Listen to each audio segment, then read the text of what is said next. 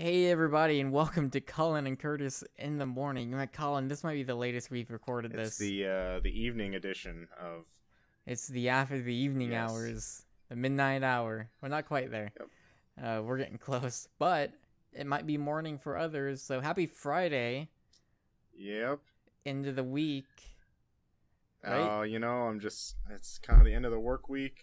Able to just kick up my feet, listen to Relax. Collin Curtis in the morning. That's right. That's how I spend my. So hopefully Fridays going forward will be the day the show airs. So we kind of got things ironed out. But here we are. This is the 5th episode for us. All right. We're making Yep. it. That's a milestone. Yep. All right. Well, let's waste no time. Collin, we got some new. Gamescom was this week. Yes, it was. We'll get to some Gamescom anecdotes later for our main topic, but we do have some news, some PSN news. So we can go ahead and start with the Mega Man Legacy Collection coming out August 25th on PlayStation 4. I believe this is Mega Man 1 through 6. It's kind of got like an update with the can't remember the engine, but this new engine that I guess they did like a lot of the original sounds and things in to kind of bring it more like HD. From I remember like the Capcom Unity post was on. It looks, like your kind of typical regular Mega Man games, but I mean we could probably spend a lot of time on this that we shouldn't. I think this is awesome for one of two reasons. One, I mean, Mega Man. I like Mega Man a lot. I'm excited just to play Mega Man on PS4. Like, that's great. But yeah, I don't remember the name of the engine, but like, you should really. I'll link to their website, of like the developer doing this collection, and read up on the engine and what their plans are, because like, basically, from the game preservation angle, like, it's super exciting, because their hope is to make it to where, like, okay, we have one engine that we get the game running on, and then like it's super super easy to port it to like everything, even future consoles, which is like super exciting. Yeah, and I kind of wondered, like, I know it was like the original NES Mega Man's, but I was always kind of wondering why they didn't go and even include, maybe the Super Nintendo ones and 9 and 10. Which I always kind of thought that was... Maybe something about it, but I don't know. I just kind of thought that was a weird omission. I've read, when they first announced it, I think I read like an explanation to why that's the case. Because I know like their goal with this is to make it as perfect to the original as possible. Okay. But I just can't remember. There's a reasoning why that I read when they first announced it, and I think it made sense at the time. I want to say it might have something to do with 9 and 10 not being, like, 9 and 10 were PSN, Xbox Live games. So I don't know if maybe that would play into it. And then 7 and 8 were also, like, not on NES. Yeah. So maybe the platforms, like, maybe they wanted to, keep things separate in that capacity. Like, I think if this does well, maybe we could see, like, a Mega Man X collection. Yeah, definitely. I think that would be pretty good. So yeah, I just like I said, I'm excited because it's Mega Man, but also like I'll link to it in the notes. But there's something really exciting about what they want to do with this specific engine, and as far as like preserving older games and making them easily accessible. But speaking of Mega Man, Collin, yeah, and so from what I understand, this Mighty Number 9 game, I can't put my finger on it. It looks a lot like another game, but that game, Mighty Number 9, was delayed to Q1 2016 this past week. Yeah.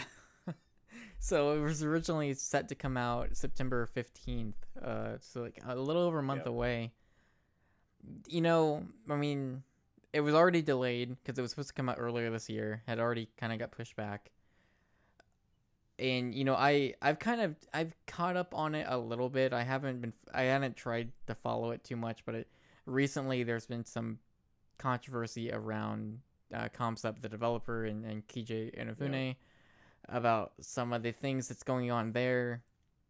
And like, I think a couple weeks ago, there were rumors that Mighty Number 9 got delayed, and like a week ago on their forums, they straight out denied that it was being delayed, only to come out a week later and be like, "Oh yeah, it's not coming out this year." Seems like there's a lot of confusion going on, and just not sure where the project's at, and I think it sucks, and it's like a good. It's made me think a lot about not just this, but also a game that I've been playing this week that we'll talk about on the podcast. So it made me think a lot about being excited for something, like really excited for a game, and like that game being like, man, like this is one of my most anticipated games. And then a couple years later, by the time that game comes out or gets close to coming out, that excitement is like gone. Yeah. And I should say it's Galaxy. It's the game I'm talking about, not to be cryptic, but Mighty Number 9 specifically is like, I mean, I had pledged to that Kickstarter. I ended up withdrawing my pledge like at the last minute, and I'm glad that I did. Because I'm still excited for this game, but after everything that's happened, and the way it looks now, like, I'm not sure. I don't know. Like, I'm not convinced it's going to be very good, and that sucks, because, 2.5 years ago, I was really excited about this. Yeah, and I just think I remember when they had, like, early press kind of people able to play it. I always kind of remember some mixed reactions. Like, some people really enjoyed it, but then others were really saying it's not going to be all that great. But granted, that was a while ago, but it's definitely... I don't know. I'm not a huge Mega Man guy, but I definitely want this to be good to satisfy all of the, the fans of Inafune who want, a proper Mega Man game in 2015. So. Yeah. Well, hey, in that time we do have Mega Man Legacy Collection, which is great. Definitely. And so we do have one other news story. One more. Finally, The Adventures of Pip coming to PlayStation 4 on August 18th. This is a game that you and I have both played, and actually, you don't know this. I'm actually wearing my Adventures of Pip shirt. Are you I'm really? actually wearing it. I actually forgot about this earlier. We've both played this game in some form or another, and I think we've been pleasantly surprised by what we've played. Yeah, it's a really cool concept. Adventures of Pip, I mean, it's, I know indie platformers are not original these days, but it's got a pretty cool idea where you start out as just this little pixel, and you have 3 different stages. It's a pixel, it's a kind of like a 16-bit, right? Or it's 8-bit and then 16-bit. I'd say 8-bit, 16-bit, yeah. Yeah, so it's like a pixel, 8-bit, and then 16-bit forms of your character, who's called Pip. And, like... As a pixel, you can just kind of jump around. As 8-bit, you have like a little bit more ability, and then 16-bit, you can like wall jump and you have a sword and stuff like that, right? Yep. Yeah. It's a real like colorful platformer. I think it looks really good. The demo that I think we played the same demo like from like the early part of the game. It was pretty cool. It was short, but it gave you a pretty good kind of idea of what the game was about. Yeah.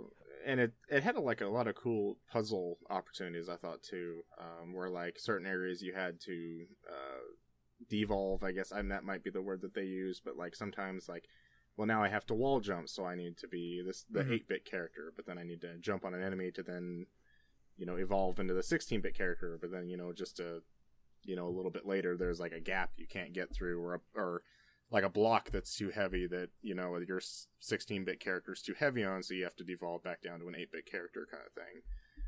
So I think there's a lot of cool puzzle opportunities for that I think I believe is TikTok Games. I think they can, from what I talked to them and from what I played, I think there's going to be some cool puzzle opportunities in that.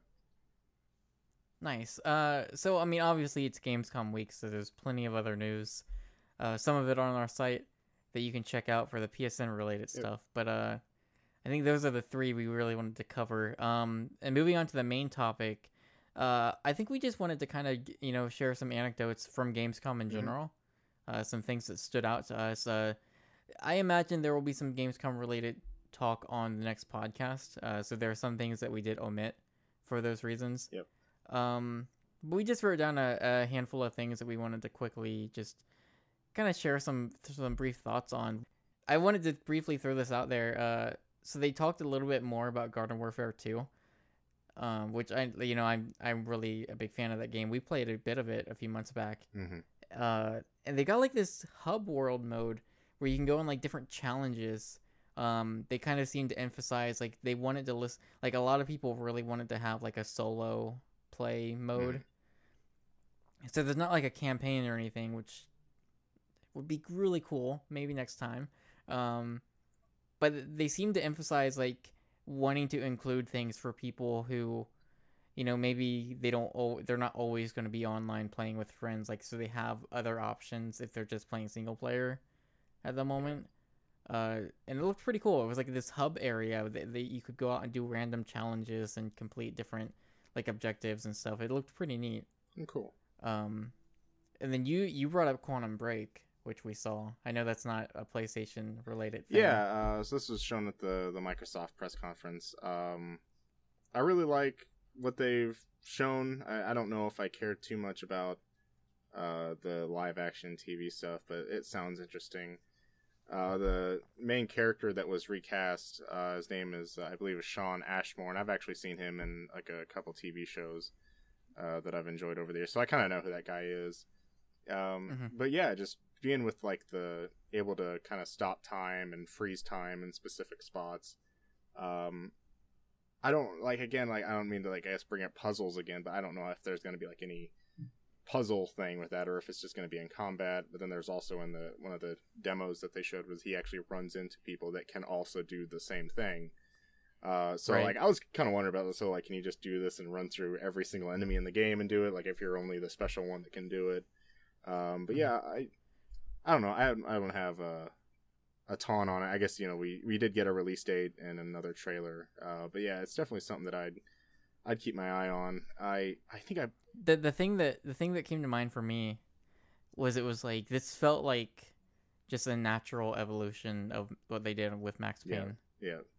That's what I was kind of go with it. I played Max Payne, I think, of course, a long time ago. I didn't play the second, and I never played Alan Wake. But yeah, definitely Quantum Break's got me interested. But you, on the other hand, little platinum game, Scalebound. That's right. Scalebound looks pretty good. I feel like we haven't seen a lot, and so we'll see like how it develops because it's coming out late next year. Like Platinum, I trust in Platinum games. They haven't really led me wrong yet, right? I think it's really cool that they're doing something that's more RPG focused compared to the more action focus that they usually take. So it's kind of like a new direction for them. I like just a lot of things. I feel like this game, I mean, the character himself, like I don't know if I'm convinced because he puts on his like Beats by Dre headset and like the dubstep drops and it's like, all right, that's kind of weird, but I kind of like it in a way. I looked to my brother. I was like, this is what Platinum Games would make if they made The Last Guardian. But I think I'm super curious how the play with like the dragon comes into play, and like especially like once you start riding the dragon, what that's gonna look like. And I mean, they topped off that trailer where it's like, oh, and you got 4-player co-op. So that was pretty neat. So there's your Xbox block for this show. Actually, you know what? It's not even done. We got one more for Xbox related. There was one thing, and I want to I just want to mention this. Again, I don't really have I'm not excited about Crackdown 3 at all. I've never played them. I don't really have an interest in it. But I would recommend watching a video that I'll put in the show notes that shows off the Crackdown destruction in the multiplayer, and it just shows off the tech behind it.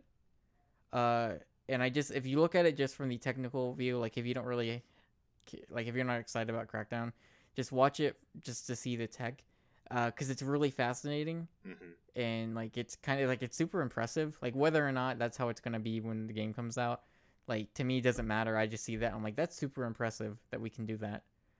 So I wanted to throw that out there. And the final thing that we both are just like, yes. We got a new Metal Gear Solid 5 Phantom Pain trailer. Yep. This wasn't edited by Kojima, of course. We got his final trailer during E3. But this served as a good, like, hype trailer. Definitely. That's the best word to describe it. Yeah, it was a lot of scenes that we've already kind of seen. There was a couple of new things, or at least a couple of things I hadn't seen. And it was just kind of, like, thrown together as a good, like, hey, by the way, this game's out in under a month. Yeah. Right? Yep. And, oh, dude. I don't even know if there's words to describe it. It's just, I'm so excited. And the thing is, like, it's like probably not even the best trailer we've got for 5. Like, it's definitely not the best trailer. I still think the one with Sins of a Father, yes, absolutely, is my favorite one. But God, like, that game is, I'm so excited. Like you said, there are no words. And I don't want to spend too long because that game is out in a month, and we'll be talking about it plenty more in a month. But I will say this: if you're nervous about, like, if you got, like, because I wasn't gonna watch it until I was reading other people's thoughts, and they were like, yeah, it doesn't really show anything new, and that was the thing that convinced me. I was like, all right, like, if I'm not gonna get spoiled, I'm okay. So if you're worried about spoilers, don't be. Like, there's nothing in here that's going to spoil anything, at least as far as we know. Yeah, I didn't think there was much. I mean, the only thing that I'd say you're going to get spoilers is you might see, a different part of a cutscene that you've never seen before, but it's only going to be like 2 seconds anyways. It doesn't give you much context for what's going on in the current situation. Yeah. And it's, it's one of those things, and we'll talk about this more, once we've played the game. It's just as crazy with everything that's gone on this year between Konami and Kojima and everything in between. Like, that game, more than just, like, playing the game and seeing what it is at face value, like, there was so much like, there's a narrative surrounding this release that, like, it's going to be crazy to see how all of this pans out, and, like, whether or not this game is as good as it can be. What, like, just, and all the crazy theories that people throw together, it's like, it's super exciting. But again, Gamescom, it's like still going on. It goes on through the weekend. Sony didn't have a press conference, so there wasn't any, like, major PSN news that we could talk about. But we'll get that with Paris Games Week and Tokyo Game Show and PlayStation Experience in December. So plenty more coming throughout the next few months. So that's going to do it for our news stuff. But really quick, if you would like to check out some reviews or a podcast that went up on the website this week, we got a review for King's Quest: A Night to Remember. That went up a couple days ago. I really like it. I think it's a super strong chapter 1. Hopefully the next few chapters aren't too long of a wait. But if you would like to hear even more expanded thoughts on it, you can listen to the PSN Stores Podcast 151 that went up earlier this week. And then Eric also reviewed Squares, and that went up a few days ago as well. So kind of a light week on the review side, but I think we got quite a few more. We got more coming. Planned, and you should probably actually look at the website Monday morning for a specific review that will be going live once the embargo breaks. That said, Collin, I think we've reached the end of this episode. Oh man, it's getting late out here. I don't know about you. It's really late, but hopefully everyone has a good Friday and a good weekend. So to close out, once again, as always, you can follow us at PSN Stores on Twitter. Collin, you are at Bossman C. Crowder. 2 S's, 2 C's. 2 S's, 2 C's. And I am at PS Penguin. If you got questions for the show, you can send them in at podcast@psnstores.com. Once again, specify that the questions for the morning show. No questions yet, but, if we do get enough questions, we can kind of make our own little segment there. And then, if you like the show, if you like our podcast, either one, and would like to, just support us in any way, you can do so on our Patreon page, which is patreon.com/PSNstores. Also, Monday, Wednesday, and Friday, we are streaming on Twitch at 8 p.m. Eric's doing an Alien Isolation playthrough on Mondays. Wednesdays, we're streaming new releases, and on Fridays, probably playing Rocket League. Although tonight I think we might be co-oping that Lara Croft game. Yeah, that's what we were talking about. But if we don't have a Lara Croft game to play, you can probably assume that it's Rocket League. You can probably count on Rocket League. Yep. That's gonna do it. So thank you, Collin, for joining me tonight. I know it was kind of late for everybody, or for us, but and then thanks everybody for listening, and have a good weekend.